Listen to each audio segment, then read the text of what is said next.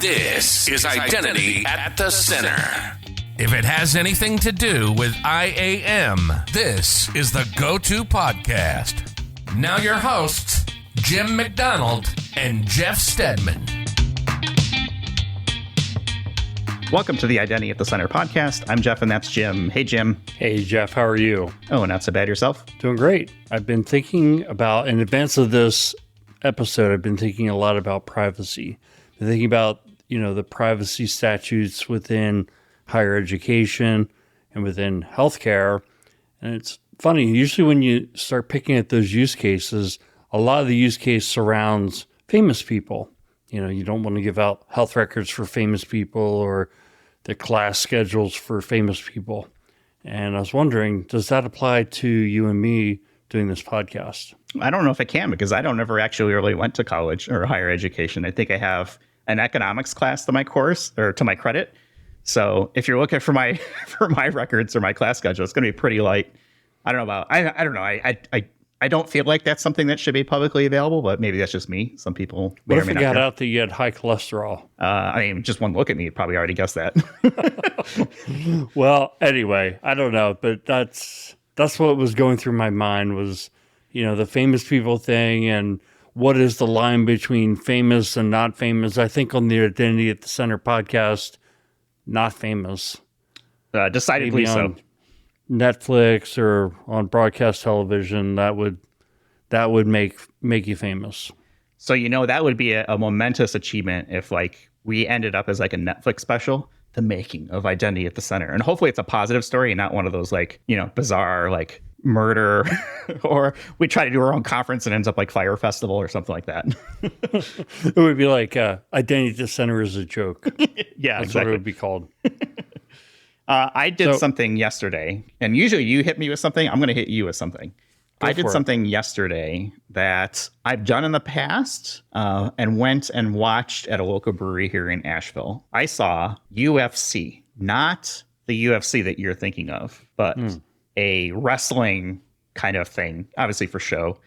Here in Asheville, they put together, I don't even know what UFC stands for. It's like Urban... Universal Fighting Championship. Well, that's what most people would know it as, but it's actually wrestling.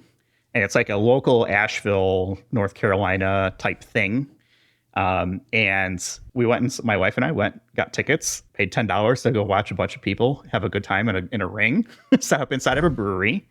And so, we're watching people come off the top ropes and, the fights in quotation marks and the wrestling or whatever you want to call it, spilling out, along the sides of the brewery ring and then into the brewery itself and then outside. It was absolutely nuts. But it was a good time. I think you would have enjoyed it because it was just kind of stupid fun. Yeah. I don't even know what to say about that, Jeff, but I'd be surprised to find you there. I'd probably be at the corner of the bar drinking and be like, is that Jeff? Urban Combat Wrestling, that's what it was. UCW, I'm sorry, what did I say before? UFC. Yeah, UFC, no, UCW, Urban Combat Wrestling. But it was fun. It was like a, St. Patrick's Day, wrestling thing, and there were several chants that I cannot repeat here on a show friendly for kids because we know I have a lot of those kids tuning in for that hot IM talk. But it was a good time. Beers, burgers, and wrestling. That does sound fun. What would make it even more fun was if you had a discount code. If it was the best discount code, if it was 100% off discount code, unfortunately. Those things rarely exist, but we got some good discount codes. Yeah, we got Identiverse, not 100%, but 25% off. We have IDV24-IDAC25 that gets you 25% off your Identiverse registration, stacked with Early Bird. So use early, use often. Good way to show support for the show. Having a hard time talking today. The words just aren't coming out. May 28th to 31st, it's at the Aria Resort and Casino in Las Vegas. I'll be there. You'll be there. We'll be doing podcasty things to be determined. Our last episode is with Andy Hindle. He says we're going to be doing podcasty things. I trust him. I trust that we'll be doing podcasty things. And We'll that's be something doing to look forward to. podcasty thing is if the past is any indication. So where are you staying? Are you going to stay at the Aria? Yeah, I think right now, I know you're trying to get me over to the Vidara, but it's like an extra like 10 or 15 minute walk from there. It's like an extra 10 or 15 steps, but okay. But No, I'd have to go outside and, I mean, my record is 5 days indoors in Vegas. And I feel like 3 days is nothing for me. Yeah, there you go. The other conference we've got going on is Identity Week. We're actually going to be at Identity Week America later this year, but they also have Europe, which is in Amsterdam, June 11th and 12th. And the America one that Jim, you and I will be at is September 11th and 12th. That's the one in Washington, D.C. And Asia, Singapore, October 22nd, 23rd. We have a conference code for that one as well, IDAC30. That gets you 30% off of that registration. And that code is good for all of the Identity Week. See, told you I can't talk today. Identity Week conferences, not just the American one. So if you're in Europe or Asia and you're heading to an Identity Week, another conference code that you can use and hopefully save a little bit of hard-earned local currency, insert denomination here, whatever that might be for you. And looking forward to that. Yeah, fantastic discount codes. So what's our main topic today? Yeah, so I kind of joked as we were hit record here. It's like, here's what I'm thinking is what we're going to call the show. And it's a public conversation about privacy. And to that end, we've got Hannah Sutor. She's the principal product manager at GitLab and an IDPro board member. Man, I am struggling today. Welcome to the show, Hannah. Hey, Jim. Hey, Jeff. It's great to be here. Well, the words are probably going to come a lot better from you. But let's talk a little bit about your origin story. This is the first time you've been on our podcast. And one of the things we like to do is find out identity origin stories. How did you get into the wonderful world of identity and access management? Is it something that you chose or did it choose you? I think like most people, the identity and access management world chose me. But I think in a way I chose it as well because after my first job in identity, I chose to kind of keep going down the path of identity, whereas I think I just as easily could have pivoted elsewhere. But I really liked the niche. I really liked the people I started to get to know. And I really like that to me, it feels very important in terms of, you're kind of protecting an ecosystem, you're protecting people's information, you're protecting potentially proprietary information. And so I think there's a larger meaning behind it, which is part of the reason why I think I chose it. My first job in identity, so I was a developer way back when. And eventually I started asking too many questions about why are we coding this? And can I talk to the customer? And are they happy with this? Or what do they think? And they're like, you might like products. Most of our developers don't ask these kind of questions. So I ended up switching to product about 8 to 10 years ago now. I've been there since. And I was in developer tooling at one point. Just because of my developer background. So I worked mainly product managing developer APIs for a cloud platform. And then one of the services that I inherited as part of the cloud platform was identity. So it started as kind of a fraction of my job. And then the next role I ended up getting, they saw my identity experience at the first place. They said, we need someone fully in identity. And then now I'm on my third sort of foray into identity, specifically devoted to it now at GitLab. So I mentioned when I introduced you that you're a principal product manager. And I think for one of the things I find really interesting about the identity field is the variety of roles that we have. Can you talk a little bit more about that role of a principal product manager? Take us through sort of like your day-to-day. What's like a normal week for you? Or are they all different? Kind of shed some light into that role. Product is really varied, which is part of what I like about it. So day to day, I work with engineering counterparts. I have about 6 or 7 engineers I work with. I have an engineering manager I work with. I also work with other product managers. I talk to customers a lot, at least a few times a week in customer meetings. These usually originate with sales or customer success. If a customer has a question about user provisioning in GitLab, or how do I most securely authenticate? Personal access tokens seem like the wild, wild west. Should I turn them off? Or what? So it's a lot about security, honestly, and keeping what's the best way that people can keep their GitLab instance secure. Of course, I handle, this doesn't work the way we expected, or we need this extra logging information to make this really much more robust. And one of the bigger projects I did recently was we had gotten a ton of customer feedback that our static roles and permissions that we had built in were not sufficient anymore. People were having to grant too much privilege just for like one small permission. So we knew we had to make our model more flexible. So we did a deep dive. Technically, my engineers did that in terms of how could we take our current authorization model and really rip it apart and make it something that customers can build from the ground up and only grant the amount of privilege necessary to accomplish a certain task rather than to have to assign roles out of the box. So that's been something I haven't had the opportunity to do before at any other job. I think that's kind of the power of the product manager, right? Being able to sort of inflict your desires and what you're hearing from customers, right? Say, hey, these are the features that we want to put in there, which I find a little bit of empowering. Maybe it's just me, but it's like, hey, it'll be a neat idea if we could do this. And you've got like the ammunition from like, yeah, the customers are saying they want this. Like, we should be doing this, right?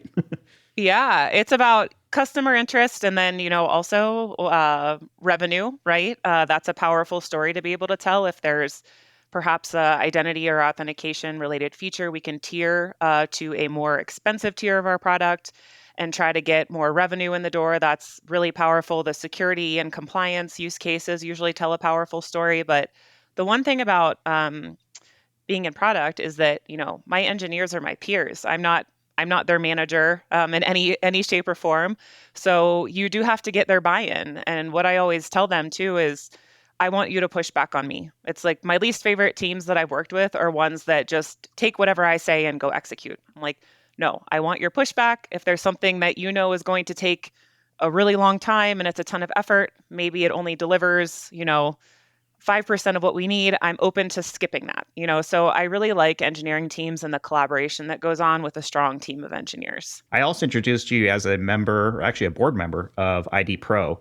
Can you talk a little bit about that role? What are you working on from the IDPro perspective? And I guess just for full disclosure, right? I'm a member, Jim, you're a member. I also serve on a couple of different committees for like CIDPro and the nomination committee for board members. So I remember seeing your name on that list a couple of years back. But tell us a little bit about your role with IDPro.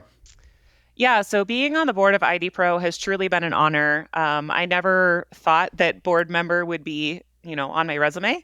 So it's been, hugely encouraging for me that others believed I was capable enough. IDPro, we are a network and a certification body for identity professionals. I found out about IDPro because my roles in identity, I've been sort of the lone soldier of identity expertise, in addition to my engineers, but more from like a product or a business side. I've never worked for an Okta or a company where identity is the product. I've always worked somewhere where identity is part of a bigger product, right? And I think there's a difference there, and you can start to feel like, well, do I really work in identity if, I've never worked for one of the big names of the booths that you see at Identiverse, but I think a lot of companies have every product has identity in it, some more customized or homegrown than others. And there need to be people that oversee that. So I think there's plenty of us out there, but I was struggling to find them. And that's when I found IDPro and was really excited about, oh my gosh, there's actually hopefully going to be people here that I can talk shop with. And I won't feel like the only one. So that's when I joined IDPro, and being on the board, we work together in a team as the board. We kind of set our yearly strategic initiatives.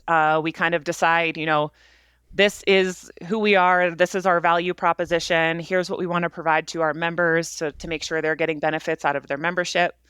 And we kind of do strategic initiatives for the year. And then we, along with our executive director, Heather Flanagan, execute on those priorities. We check in on them every month at a meeting.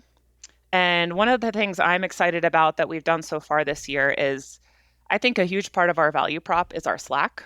And I would have never been one to be like, oh yeah, like really excited about a Slack network. But I can't even tell you, to be able to pop a message on Slack in one of the channels, ask a question, and then, get the author of the SAML standard to reply to your message, and then 10 other people who have years and years of experience implementing these technologies. that alone is worth the price of membership, I think, in one Slack chat. And it's the more active you are, the more you get back. And so our history used to only last, I think, for 90 days. And we recently upgraded our Slack plan, and we can now have historical knowledge and have all of those conversations that have been so valuable. Now they're searchable, you can find them. And so I think that's one of the things I've been excited about so far this year. Yeah, Jeff and I couldn't agree more. I mean, we're both IDPro members. We talk about the Slack channel as like the number one benefit, because not only can you benefit from your question, but Jeff and I can benefit. Everyone as an IDPro member can benefit from your question and all the people who wrote responses. I also think one of the great things is like sometimes you get these questions that kind of stir the pot. And I get the sense that you like to stir the pot a little bit too. And that was kind of one of the things you wrote in the December newsletter for IDPro, an article called Privacy is a Human Right. I thought that kind of stirred the pot a little bit. I'm wondering, why did you say that? Privacy has been super important to me over maybe the past year and a half. I remember at Identiverse, I guess it was 3 years ago, probably back when it was in Denver and we were all wearing masks. I just went to Jamie Danker's talk, Introduction to Privacy. And I remember just like scribbling down notes and being so interested in this topic that I went back home and it kind of jived with some things actually my friends, like non-technical folk, my friends who I sit down and watch. We have a group that watches The Bachelor. When it's out, we get together once a week and we watch it together. And they would always be like, Hannah, you work in tech. Like, is my Alexa listening to me? Like, why did I look at that toothpaste at Target and then it started getting an ad for it? Like, are things spying on me? And I realized, like, I don't have a great answer for that. And yeah, I've worked in tech forever and it's weird. And so I'm going to start to try to understand that and share my learning along the way.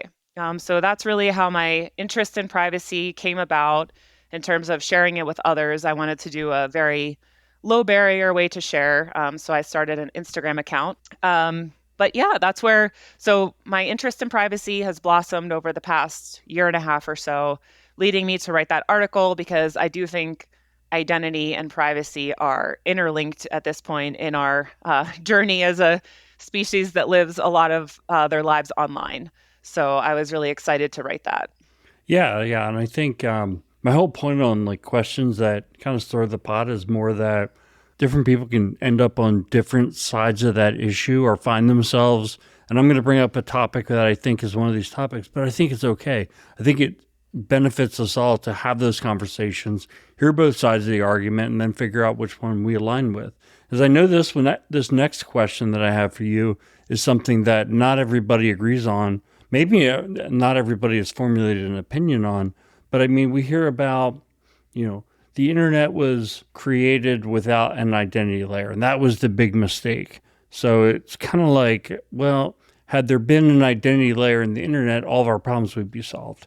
And I don't think that's necessarily true. I think we're also moving toward different ways to have more of our identity able to be enabled on the internet. My question is, do we have a right as humans to be anonymous on the internet? I think out of all the questions we talked about today, this will be the one I'm most fuzzy on my answer on, right? But this should make for a good discussion.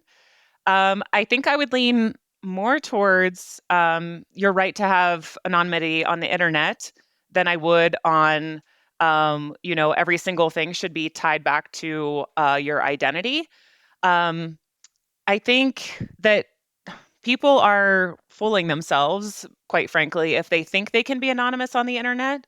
And I know that sometimes if people put enough blockers, VPN, whatever, they do everything right to, yes, you can maybe be anonymous on the internet. And I think there's a tough line here because, I think about all the bad things that can happen on the internet that people are much more likely to do if they know I can be anonymous, right? But I also think that potentially, exercising your right to free speech, if that's tied to your identity and the wrong party gets a hold of that data, what could possibly happen?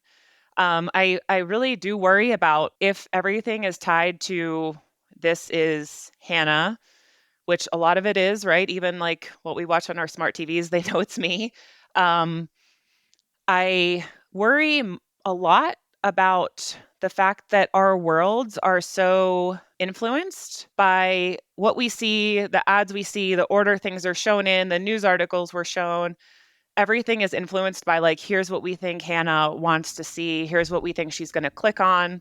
And so I think it's really hard to get an unbiased view. And that is my concern with not being able to be anonymous on the internet, is that there's no way to get out of this sort of like tunnel vision that's created for you by the algorithm. What do you think?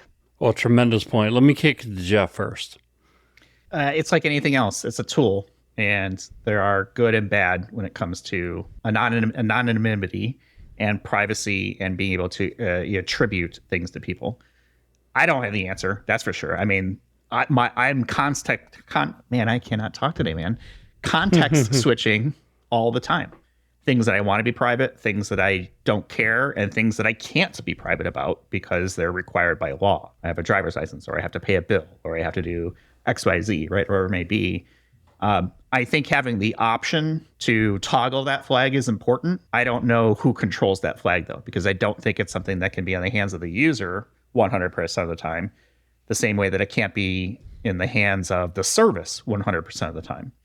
So I think it's kind of like this wishy-washy consulting depends answer. And I don't know if we have a good infrastructure from an identity perspective to be able to enable that broad of a thinking. Because right now, for the most part, we're all using a variety of different identity providers and services and things like that to log in. And if I look at my password wallet, I probably have 1,000 different IDs in there. How am I supposed to manage privacy without some sort of centralized tool to do that? Who's going to management, and would I trust the person managing that, or the persons or the company managing that, to not do things with the data that I might potentially put into that? So I don't know where to go with it, but I see both sides of the coin, and I think there needs to be some flexibility there somehow. I'm not smart enough to solve it, though. What do you think, Jim? Well, I think Hannah brought up a fantastic point, which is, do you really think you can be anonymous on the internet? That might raise a question, but here's kind of my concern is, if you took away the ability to be anonymous, you might get away from people who are human rights activists in countries where you don't have the right to free speech, right? And where these things are tremendous threats. And if, the government finds out who posted that person might not live another day. So, I think it's important. I think it's, at the state of where our society is today, and it's too easy to get trapped into, okay, in the US, we have like online bullying, and like, believe me, that's where I'd love to just take away anonymity. But at the same time, I think there's other issues and how the evolution of the world needs to happen in terms of, oppressive regimes, or, et cetera, et cetera. Those things trump, issues that the other issues. So I guess, because it's not a black and white issue, but I think I fall down on the side of we need to have anonymity on the internet. And that's why when I hear like, okay, the internet was built without an identity layer, I think, okay, I can agree with that to the extent that there still could be anonymity. All right, next question for Hannah. And I think that was a good one, right? And that might have been the hardest one. But I'm wondering, like, so Hannah, you talked about privacy as a human right, and I'm wondering, is now it's going to be my turn to not be able to speak. Inalienable.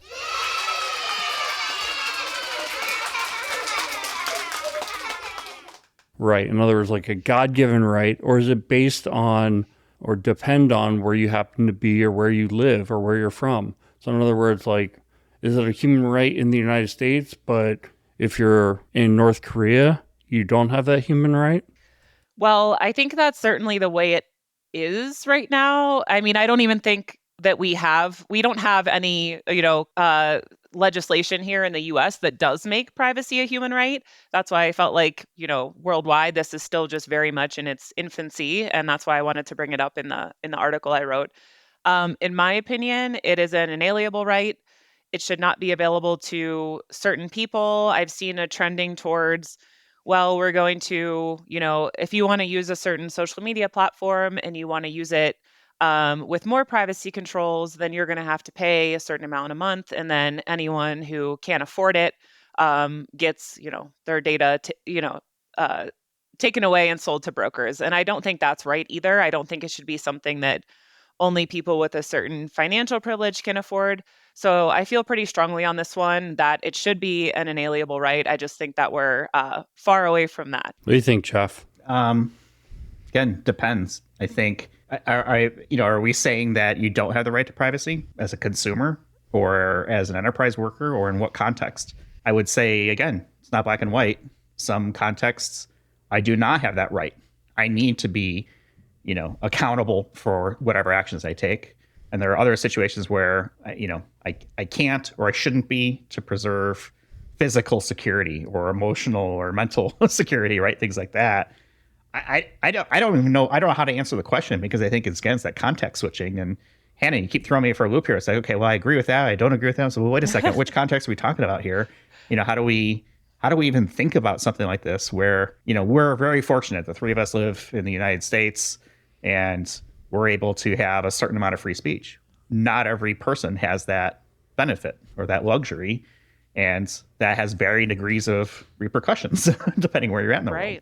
How do you protect somebody? Yeah. And I think even just thinking to my day job at GitLab, right, it's another context specific thing, because if you want to push, code changes to production, for example, we're going to need a very high level assurance that you are who you say you are. And maybe you have to go through several step up authentication methods to prove, hey, that's actually Hannah behind the keyboard. And the further those go, the less privacy perhaps you could say you have. But it's all a trade-off, right? Is it worth it to have the level of assurance to do a potentially destructive action? Yeah, I kind of feel like there's certain privacy that is a human right. I think that you can put yourself in certain situations where you give up privacy. So, for example, you walk into a store, it's a privately owned store. If they are doing some kind of they're watching your eyes in terms of like what you're looking at, and then feeding that information to a third party. But here's where I think it breaks down. If you're doing those things and the person doesn't know you're doing those things, I think that's where it should break down. And I think that's the problem with like privacy policies, for example, is like, okay, if I'm going into a store and they're scanning my face and saying, oh, there's Jim McDonald, and oh, he looked at the Crest white strips, and now we're going to sell that information back to some marketing firm, and we're going to tie his email address to it, and we're just going to start, and they're going to do whatever they want to do. Now they know he wants Crest, or he's interested in Crest white strips, and they're just going to start spamming him or something. I don't think that's right. So that's kind of where I think if people understand what they're getting into, but I also think that the counterbalance to that is that sometimes like, if like you go to the airport, we're going to start like, scanning your face and knowing who you are as you're walking through the hallways, or if you're on a public street, we're going to do those things. So we're always going to know where you are at any given time. I don't think that's, even if that's what's happening, you don't really have a choice of not walking on the streets. What are you supposed to do? Go live in the woods?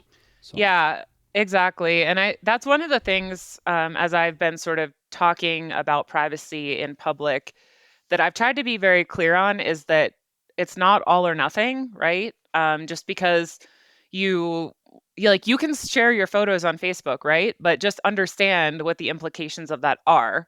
And maybe it's worth the trade-off to you, right? Like maybe it's really convenient to share the photos of your kid with the grandparents on Facebook, but hey, maybe you should make sure they're at least private, right? So there's like a balance, and it doesn't have to be all or nothing. And just because you use a certain platform doesn't mean that it's all a lost cause for your privacy. And, oh, what does it matter? They can know everything about me because, that's fine. I'm boring, right? Is like the common, who cares? But I think it can get potentially hairy, right? We were talking about walking into stores. You're looking at white strips. Advertising it to you, yeah, that seems fairly benign. And some people even love those targeted advertisements. Like, yeah, I wanted to buy that. So thanks for reminding me. But what I'd be worried about is, oh, oh gosh, based on her last visit 6 months ago, she's gained weight. What does that mean about her health, right? And can we combine that with some other records from an online therapy place that's gotten hacked? And now we can tell that, I postulate that a certain thing is going on, and now my health insurance company knows. That's what I worry about is kind of like a next step into how this could go wrong. Yeah, I can see that. Jeff, your love of chicken and waffles is causing your cholesterol to go up, right? Things like that. So, Hannah, you had mentioned about the Amazon Alexa and whether or not it's listening to you. And I've had conversations with people, so I don't really have the inside information. We did have a guest on the show at one point who was like, absolutely, it's listening to you. And here's the dots that I've connected. It's like, does it require some human being to sit there and listen to what you're saying? No. With artificial intelligence, they can do speech to text, load that into some big data database somewhere, and like just scan through it in seconds, right? So I think it definitely could be. Whether or not it is, I don't know. I don't think we know for sure it is. The person who mentioned that was not speaking on behalf of Amazon. So if you're Amazon listening, don't sue us. We don't know. But the same thing applies for any of these services, right? It has a voice assistant. And it just seems like the correlation of different points of data is what's taking place. And I think about, Jim, earlier, you said choice. And I think that's one of the big parts of this is if you're walking into a store to get Crest white strips, we'll just stay with that thing, and you don't have a choice. It's the only place that you can go to sell it. And the only way you can buy it is by going in and giving up your information in this case. Is that really where we want to be? Where you're in a position where you don't have a choice, essentially. This is the way you have to do that. Versus maybe there is an alternative method, right? Maybe you have to drive an extra 2 miles to get to a location that doesn't do that. You made the decision to go into that private enterprise that theoretically told you what it was doing. But we had a conversation with a few weeks ago with Laura Gomez Martin from our team here about privacy. And I kind of got on her case a little bit, not mean or anything, but these EULAs that we see out there, it's buried in, walls of legal texts, and you really don't have a choice. It's really the only viable option. Are you going to drive 45 minutes extra to get Crest white strips or milk or bread or gasoline or X thing? If you don't have the choice, then I think we run into issues. And then the correlation of the data that's being collected, I think, is the other problem point. So yes, you might have all these different, points of data, but until they're correlated, that's what truly makes it powerful. And that's what concerns me is some of these situations where it's like, oh, I know I visited this website over here. Of course, there's a cookie. It tracked that. I went to this other website, and then I visited a physical location. And then I drove my car somewhere and my phone knew where I was going because I wanted Google Maps to run. You put all that stuff together and guess what? Now you've got correlation of data that can be potentially extremely damaging or potentially extremely helpful. Hey, I get an email every month of my Google travels. I traveled this many miles around the world and I went to these locations and my photos are geotagged. I love that. Do I love the fact that it could be used for other purposes? No, but that's where we are right now. Right. And it would be nice, and perhaps there is this, I don't know, but if you had some granularity and being able to opt out on the Google front, it wasn't just like amass all of my information from Maps and use it. It would be like, oh, how nice would it be if I could get the checkbox that showed me my pretty little map, but then I didn't have to let them, package it up and sell it or whatever they do with it, or target me with ads for it. So I think we have a ways to go in offering better privacy controls to consumers. Yeah, my feeling also when it comes to human right, we can't look at like, here's how it is. We have HIPAA laws in the United States, maybe in Mexico or in Canada, they're different. Maybe let's just say they're lesser. I don't know. They might be stronger, but let's assume that for the sake of argument, they're lesser.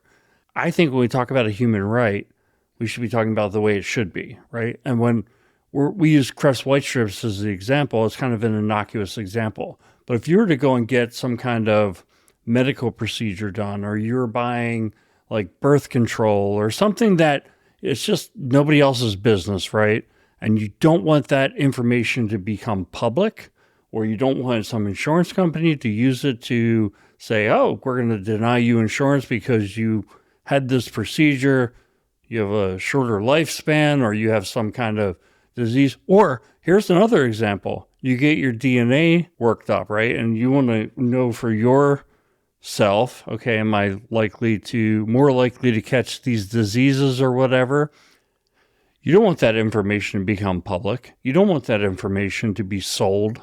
So to me, it's the human right piece is about how it should be, not the way it is. Yeah, totally agree. All right, let's shift topics a little bit because I think we've started to talk about this, but maybe not head on. And I think it's just that expectation of privacy as an employee. I think so far we've been talking about this maybe more from a consumer perspective. Typically, we're not a captive audience, right? We do have choices for the most part. But if you're an employee, you may not have as much choice. What are my expectations of privacy as a employee, and how might that be different from the consumer side of things? What do you think, Hannah? I think your expectations as an employee go down, right? I have found that anytime I'm employed, I'm given pretty thorough policies to sign off on that says, hey, here's if you're working on the work computer, here's what we're recording about you, or could in theory record about you. So I think it's been at least pretty transparently disclosed. Hopefully that's the case for others as well. But I do think when you're an employee, you have a lot less, you need to have a lot less expectations. And again, balancing sort of privacy and security, a lot of these things are kind of, given under we need to know exactly what our employees are doing for security purposes. And that does certainly have merit whenever you're dealing with, intellectual property and keeping it sort of within your company's ecosystem. So I guess my expectations as an employee are pretty low, but at least I feel like I know what I'm in for. What's been your experience? I'll add my thoughts on it. My concern is that, IT administrators are the ones who have access to your communications, at least your electronic communications. And my concern is like, what if the IT administrator says, oh, I'd like to start reading Hannah's emails. Oh, she's having a argument with her spouse or something like that. And, like somebody goes and abuses that. I absolutely think that is not acceptable. But I do think that the company has the requirement to watch for certain things, that you're not exfiltrating the company's data or, doing other things that is like corporate espionage kind of stuff. But I think it stops right there. And I think that if the company is going to put itself in that position, then it's required to make sure that data is not being abused. Otherwise, it sets itself up for potential lawsuits. Well, I think this is an area, though, where most companies would have a policy statement somewhere that says, look, this is company property. We may allow some, adjacent use for convenience and things like that. But, if you're using your work email to do all of your transactions, that's on you as the end user, really not understanding or not adhering or even thinking about that type of privacy. So what is the responsibility of the individual to say, oh, I should probably have my own email account to do this and not do everything through my @work.com email address, whatever that might look like. Now, yeah, that's probably true. If an IT person is snooping my traffic, they're running Wireshark and they're putting together packets and doing things to get into my email and my personal email, again, bad situation. But my responsibility to myself would be, of course, I'm not going to use my work account for that kind of thing. But there's lots of people who do. I have been in those situations from a security operations standpoint doing the forensics analysis, and people do dumb stuff all the time. I think it's gotten better probably, or at least more known, but it does happen. You get the occasional email, oh, I sent it to the wrong address, or you're in your address book of my work address and personal address, and maybe there's some weird thing that goes to one address and not the other. But you certainly hope you fix that in subsequent threads. But I think there is some personal responsibility when it comes to the usage of a company resources and understanding like, okay, yeah, like the organization, this belongs to them, and they could do something with that data if they wanted to. And they have every right to do that. It is their property. Hannah, what do you think? Yeah, I think that's very well said, that there is a responsibility there on the employee side. One thing I'm curious about, Jeff, since you mentioned your sort of forensic background there, what I've always wondered on using a work computer for encrypted things like iMessage, right? Can your company still read that? I'm honestly not sure. There are ways to get around it. Now, it's been 15 years before iMessage was around that I was doing this type of stuff. But there are still ways to do that, to break the encryption on it. You typically need the device, or at least a forensic copy of the device to do that. But I don't want to say yes or no as of now, because the last time I did it, we were still using Lotus Notes for email. So that just goes how far back it was. Yeah. Okay, cool. There's also situations where, like on your desktop hard drive, you might have your W-2s or other kind of tax forms that you downloaded from the company's HR portal. So there's ways that people could access that. I guess your point, though, is well taken. I can see why companies say, don't use your personal device for any personal stuff. Yeah, because they don't want to be responsible for it. And maybe it's they don't care. They're trying to protect the users who maybe just don't clean up after themselves. A company device, to me, is a public portal. I wouldn't do anything on my corporate computer that I wouldn't do at a kiosk in a library or, whatever it may be. Not that I would ever use any of those, but that same idea, right, of this is not a trusted device for my personal information, that kind of thing. Yeah. Yeah, I completely agree. I think people should be careful and be judicious with what they do on their work computer, for sure. There's another saying out there that if you aren't paying for a product, then you probably are the product. And this is one that I definitely believe there is some truth to. And I point back to my own experiences. I don't pay for Google. Well, I do, but not the services I use, like Google Maps and things like that. So they're clearly collecting my traffic information, right, to make sure that traffic is, they can show the green line or the red line in Google Maps. And I'm sacrificing that bit of privacy to enhance the map application. My benefit from it, can't talk again. My benefit from it is I don't have to go to a AAA store and buy a triptych to do a cross country journey like we had to do like 20 years ago. Do you believe in that statement? Does that make sense that if you're not paying for a product, then you probably are the product, and meaning that your data is probably what's being used? Absolutely. I think I've said this to my Instagram audience, and I've put it in a lot of the content that I've written as sort of a principle to keep in mind, right? That nothing is free. You are giving up your data in exchange for a service. And I think as long as you realize that and you're okay with the trade-off, then fine. But it's the fact that it's so opaque to most people, and they don't realize exactly what's happening, or they know some data is being collected, but there's the small text about, oh, it may be shared with third parties, and then before you know it, your data is replicated copy after copy with data brokers, and it's basically impossible to peel back at that point and regain possession of. So I agree that if you're not buying it, you are the product. I've tried to get away from certain things as best as I can. It's really hard to untangle yourself from some of these products, like Gmail, for example. I moved over to a Proton email address, which I pay for. They have a very transparent privacy policy that they're not selling your data. But it costs more than even like a Google business account.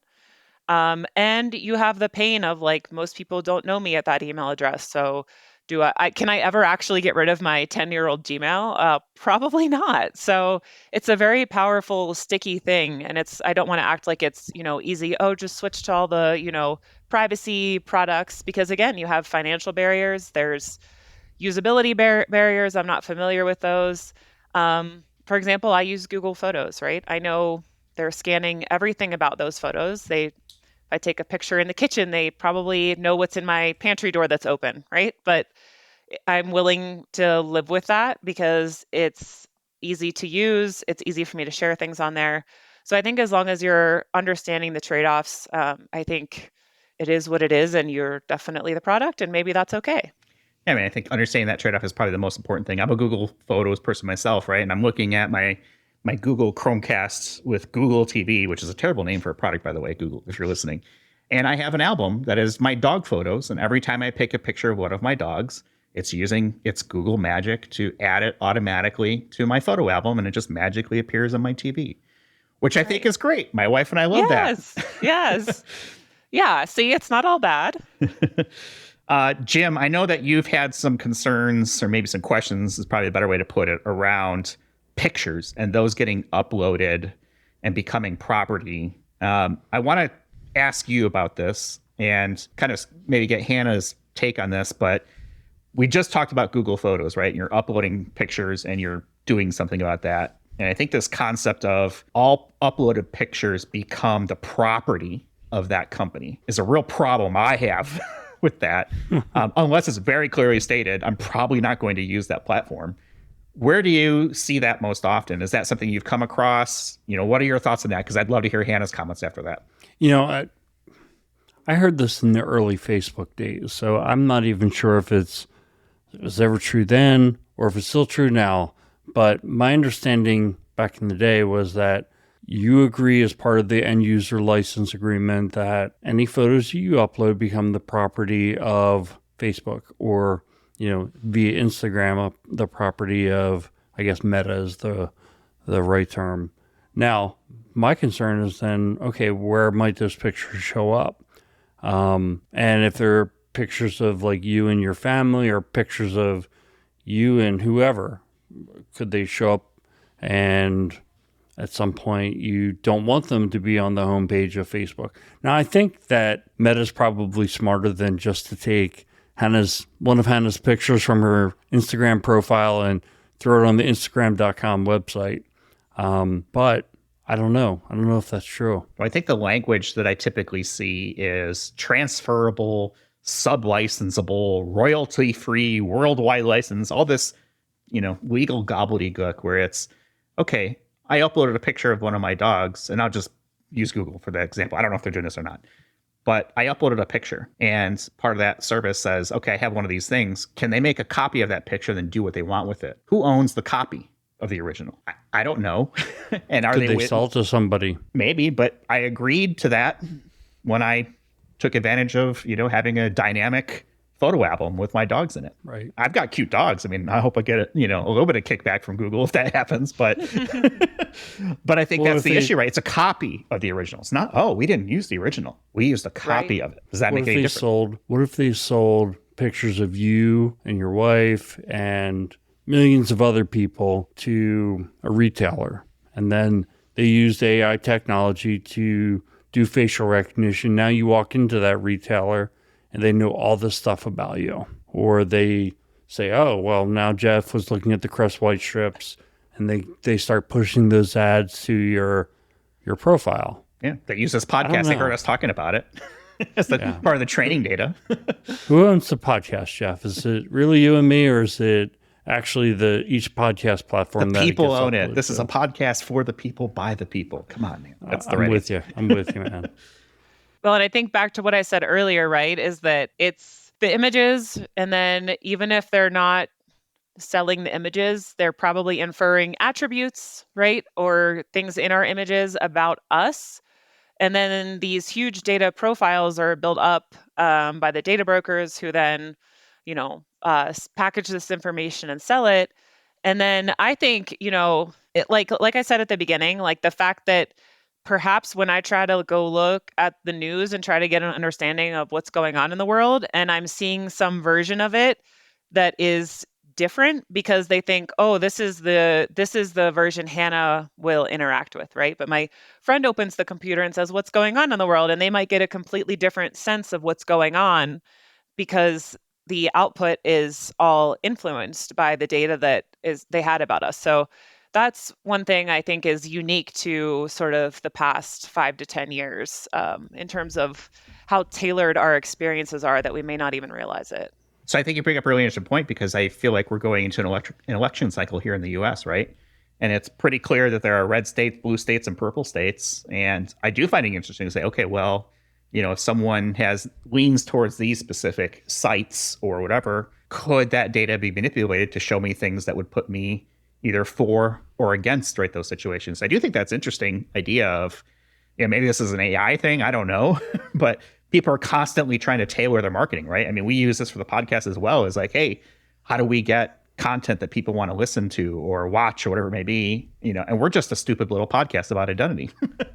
I have to imagine that the larger media networks are probably doing their own analytics to say, oh, we know that, this age demographic in this region that also looked at crest white strips, watch this sort of, thing, right? And I think that's an important point is, if, and sometimes maybe it's not even changing the facts of a story, it's how the story is worded or other things, right? That can kind of move you in one direction or the other, depending on, the goal of the service. Yeah. I think what you're fed online, definitely. I mean, I notice it myself, and I feel like I'm pretty aware of it, but even I can notice like, okay, it seems like I'll notice myself saying things like, oh, it seems like everyone is talking about, this. And I say that to someone else and they're like, what? Like, so oftentimes I catch myself wondering like, how much is that really true? Or how much is it just like continually feeding what I'm being shown and it's making me perceive things in a different way? And we're all living our lives so much online now that I think everyone sort of has their own perception of things that are going on, what's important, what's not, and it's really hard to know the truth. Would you know you were being radicalized one way or the other, however you want to define that, if it was a slow progression over time based off the data coming in about you and your other activities? It might start with just a small little thing. It's like, next thing you know, you keep reading about how Quest white strips actually turn your teeth black. It's like, oh, well, it must be true, right? I see 1,000 different articles about that and only one that says it's good, versus someone else like Jim, who's out there, he's buying them. He's like, yeah, these are great. And he's in, Quest white strip fan club. These are things that the best thing sliced bread. And maybe he gets one article. It's like, oh, that's nonsense. Like, how would you even know that you're being pitched one way or another? I find that really scary, and now I've got my tinfoil hat on, so I should probably stop talking. No, me too. I know it can quickly veer into that, and I don't like when I start to sound like that, but it's an interesting question. It's an interesting thing to ask yourself, right? And maybe just become more aware of it. Yeah, such a cool topic. I think we go for another hour, but Hannah, you've been such an awesome guest, and I wanted to finish with, you've been kind of this privacy evangelist for over a year now. And I'm wondering, like, what have you learned? What's been your biggest takeaway?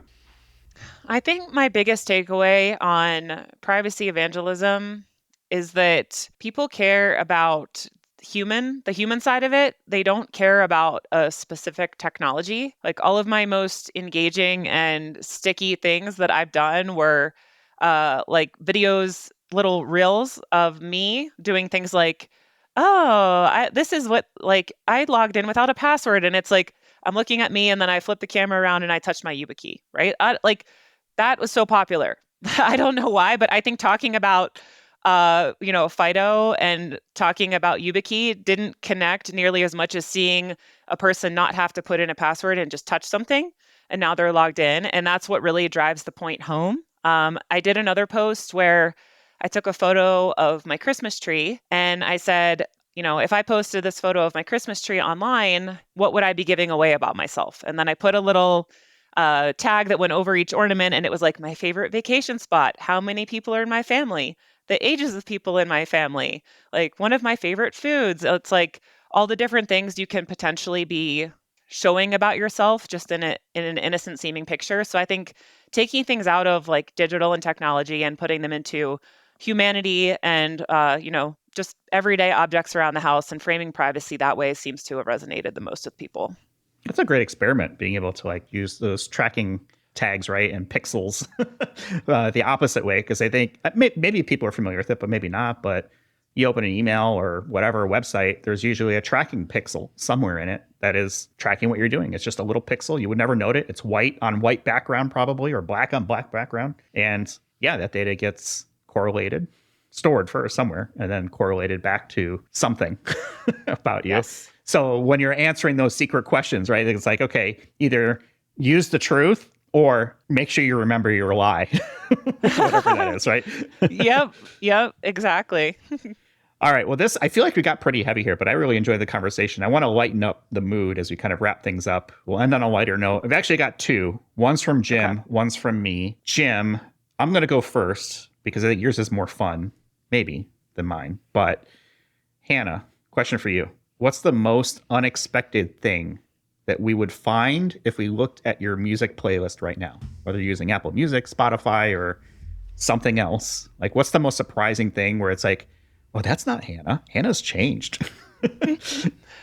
I think to anyone who doesn't know me, it would be surprising that I have a ton of really hardcore late 90s and early 2000s rap in my playlist.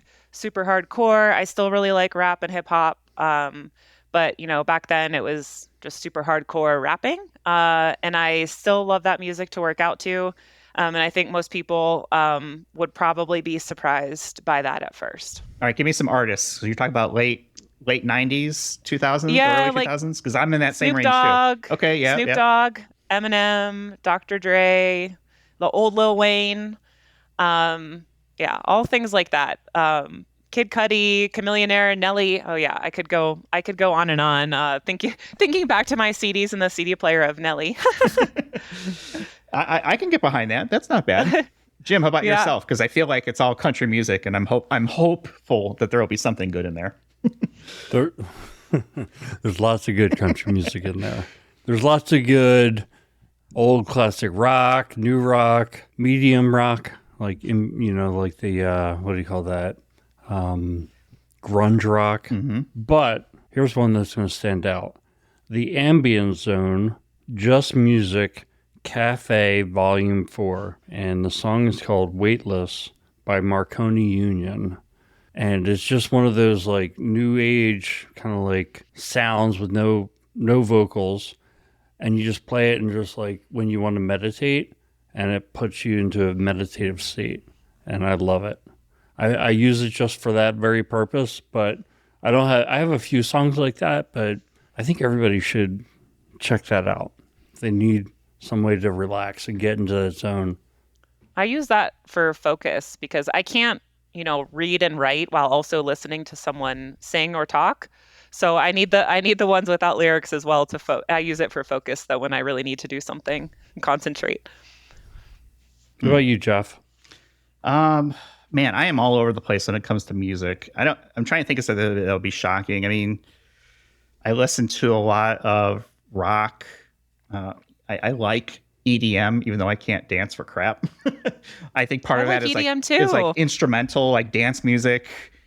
I love Lady Gaga. I think she's great. I like her old stuff better than her new stuff. I know, controversial, but like the song Telephone with Beyonce and Lady Gaga, that's my jam, right? I could do that all day long. But maybe that's the most controversial. But the one thing I can't get behind is like country music. Bothers me. You don't like Chris Stapleton? I don't. I'll tell you, I do have Mexicoma on my playlists from who sings that? It's what's the country guy sing? Name me country artist because it's Mexicoma. Tim McGraw, I think it is. Oh, yeah, that's it. You're right. It's Tim McGraw. I just looked it up real quick. Okay, yeah. So you're quicker on the scrolling than I was. That's Jim. Maybe that surprises you that I have a Tim McGraw song on my list. Yeah, even one surprises me. Yeah, because you're pretty firm in your hatred of country music. And it's not for lack of trying, because my wife is a big fan, and we play this game every once in a while where we'll just like, hey, what do you want to do? I don't know. We're just kind of sitting there vegging in front of the TV. We'll fire up the Apple TV or whatever it may be and just start playing music for each other and telling each other why we like the song that we're listening to. So it's like, well, Jeff, I like to listen cool to this. idea. Do you like Texas Hold'em by Beyonce? Because that's kind of like lady pop rap / country. Is that the new one? I'm really feeling it. Yeah. I have not listened to it yet. Okay. I might. Maybe that'll be another country song you like. I'll have to listen to it, and see. Yeah, I don't know. I haven't listened to it yet, so and we won't play it here and get a copyright strike. So we've tried that before. And we've run into issues. So yeah, I don't know. All right, Jim. All right. So my lighter note question is very brief. Are you a pineapple on pizza person? Let's start with our guest. What say you, Hannah? Pineapple on pizza? Yes. All right, my turn. So I say I had pineapple on my pizza last night. I actually enjoyed it. But here's the deal. I woke up like a bunch of times with heartburn last night. And it was kind of unusual for me. So I'm not sure if I can attribute that to the pineapple, but I'm kind of attributing that to the pineapple. So while it tasted good, I don't know if I can deal with the heartburn. What about you, Jeff? I'm glad that we asked this question last because we're just going to have to close out this conversation with Hannah because pineapple does not belong on pizza. Sorry. I'm a traditionalist because everybody knows how traditional I am. But no, I'm not a pineapple on pizza person. I respect your choice, Hannah. I do not agree with it. How about that? So at Identiverse, I should approach you with a giant slice of pineapple pizza? And I would be very polite, say, "Oh, thank you," and then I'd like fake eat it, like so it's like I'm putting like take a picture, people, right, and then go right into the garbage, or hand it out to the next person I find. Hey, Hannah got you this pizza. Hannah, there you go. Oh, okay, there you go. Pass it along. Yeah, like I said, I would be very diplomatic about it. I don't know. There's something about the combination, sweet and like greasy, salty, just doesn't do it for me. Oh, that's the whole point of it. Yeah, I like that combo. Yeah. Well, hey, teach their own. Not everyone can be perfect, right? All right, let's go ahead and wrap it up. We're up over an hour again. We always try to keep these like closer to 45 minutes, like fail miserably. But when the conversation is 1 hour and 3 minutes is the perfect episode length. And by the time I get this cut down a little bit, we'll probably be like 101, maybe 60 minutes. But I'll keep talking to inflate that number. But no, when the conversation is flowing, right, we just keep on going with it. So Hannah, thank you so much for taking the time with us. Thank you for all you do for IDPro as a regular old member. Let's keep the Slack channel going because definitely I think we're all fans of that. I'll put a link in our show notes to your profile. And I think we talked about that article, which originally appeared as an IDPro kind of email. So there's really not right now a public way to get to it. But hopefully by the time this episode goes live, I think we talked about maybe putting it on your LinkedIn channel or something like that so people can check it out. So keep an eye out for that. Let's see. What else? We're on the web, idacpodcast.com. We're on Twitter or X or whatever it's called when you listen to this, at IDAC Podcast, if it even still exists by the time people listen to this. We'll be on Mastodon at IDAC Podcast. Sure you think so? Elon hasn't run into the ground yet? No. He's got enough money to make it through sheer dollars and cents just to make it moving. As long as I keep buying Teslas. Let's see. We're on Mastodon at IDAC Podcast at infosec.exchange. Connect with Jim and I on LinkedIn. Like, subscribe, do all that cool stuff that helps us get great guests just like Hannah. And with that, we'll go ahead and leave it for this week. Thanks, everyone, for listening, and we'll talk with you all on the next one. You've been listening to Identity at the Center. We hope you've enjoyed the show. Make sure to like, rate, and review. And we'll be back soon. But in the meantime, hit the website at identityatthecenter.com and find us on Twitter at IDAC Podcast. See you next time on Identity at the Center.